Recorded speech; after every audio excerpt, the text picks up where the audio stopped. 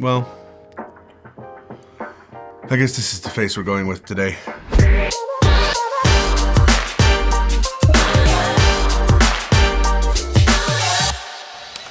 Good morning, I'm Garrett, this is Making Movies, and today we're looking at this weird little camera. A camera so wild, I decided to give it its own intro.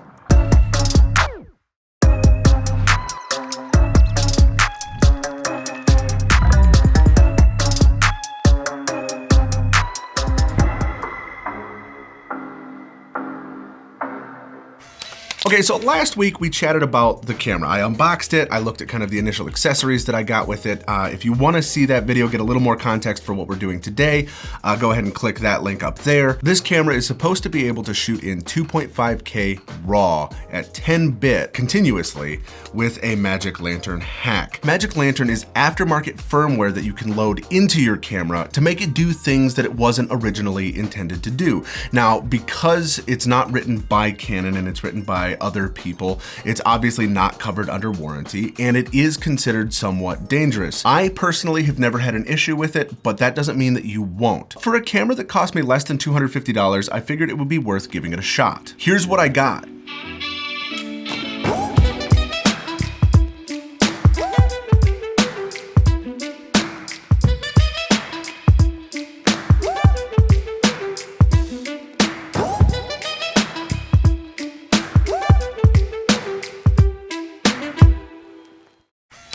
I gotta say, I'm really impressed with the footage that I was able to get with this thing. I didn't have high expectations, but it was able to handle contrasty footage, things with, really bright sunlight and dark shadows. For this, you definitely wanna make sure that you have card speeds of at least 95 megabits per second. That's the SanDisk Extreme Pros, which are the black and red cards. I was finding cards any slower, like the Extremes that record at 90 megabits per second, weren't quite fast enough. I was getting like 6 to 10 seconds of record time before it would stop. So you do need super fast cards. As long as you make sure that you're not clipping out your highlights, you're pretty good to go. Again, if you want to see the full resolution version of what I shot, go ahead and click the link below. I spent a lot of time trying to find how to get Magic Lantern to the right settings for this camera to get it to what it's supposed to do, and nobody had a definitive tutorial, so I wanted to give you a quick breakdown on how I got this camera to do what it claims to do. Before we can even begin, we need to format the SD card. After that, you're going to need to go on the computer and download Magic Lantern. It will give you a zip file. Go ahead and open that up. There will be a folder. In that folder, there's going to be 3 things. Go ahead and click and drag those 3 things onto the root of your card. The root means just don't put it into any sort of folder, drag it right onto the card. Once you've loaded that in, go ahead and eject that card and put it in the camera. Once you have the SD card in the camera, you're gonna go ahead and turn it on as you normally would. Make sure your camera's in picture mode. There's the A+, which is the fully automatic, the camera icon, and then the movie camera icon. Just make sure that you're on the camera icon. From there, you're going to push menu. If you go over to wrench number 4, you can see at the bottom it says firmware version. Your camera should be at version 2.0.2. If you click that, you can click update camera firmware. Then you'll start to see it update, and then the Magic Lantern is going to start to take over. The display is going to shift and change a little bit, and then it's going to ask you to restart the camera. From there, simply power the camera off. Wait a second, power it back up, and now you'll see it seems to load up as normal.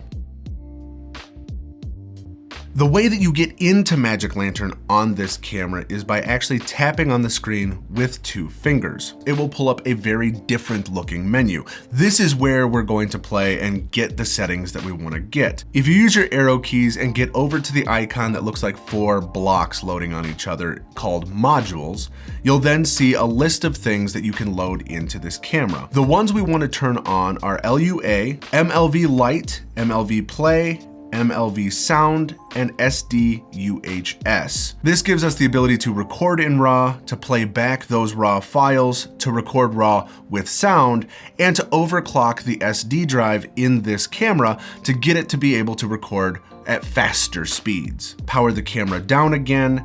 Once it's off, turn it back on. This will now load those things for you every time you turn on the camera. So now that the camera's back on, let's 2-finger click. It will take us back into our settings, and we want to move over to the next icon, which is the sheet with the play button called scripts. There are 2 default options for the 2.5K RAW. There is 2.5K 10-bit ISO 100 and then ISO 800. By default, I always start with the 100 because I can adjust the ISO as I need to later. Let's tap on the 2.5K 10-bit ISO 100. You will see it has run script, edit script, and auto run. I go ahead and I turn auto run on. And what that does is it sets those camera parameters every time I turn the camera on, so I don't have to do this every time or run that script every time I want to do that in this camera. Once you're done with that, tap the Q. The next one you want to turn on is enable SD overclocking. Okay, we turned on the module to make that possible. Now we want to make sure that that is always running. Once you've enabled both scripts, go ahead and power the camera off and back on. It will look normal in the beginning, and then you'll see some scripting happening across the top and then bottom. That's totally normal. That's just the magic lantern turning on. And then it's going to give you a normal looking setting, which will be at a 5x crop. So this was one of the things that I was a little confused about at the beginning, but makes more sense now. In order to get this camera to produce a 2.5K RAW image, it actually will record at a 3.33 crop from the center. So if you're looking at the full image, that's not what it's going to record. It's only going to record the middle third. So to combat that, what they did is they did the digital 5x zoom in your display so you can get a more accurate read on what you're actually going to be recording. One of the things that I found was that a 5x crop is much different than a 3.33 crop. So when I would frame my footage, I would think that I had the framing that I'd want. And then when I looked at playback, it was actually much wider. Now I've read that you can go ahead and put in some custom crop marks somehow in Magic Lantern. I haven't played with that yet, but just know that there is more being recorded than what you are actually seeing. The last setting that I changed is I went over into movie, which is the picture of the little movie camera icon. And the fourth option down is FPS override. By default, this is optimized for low light, but I don't want my frames per second to change based on the environment around them.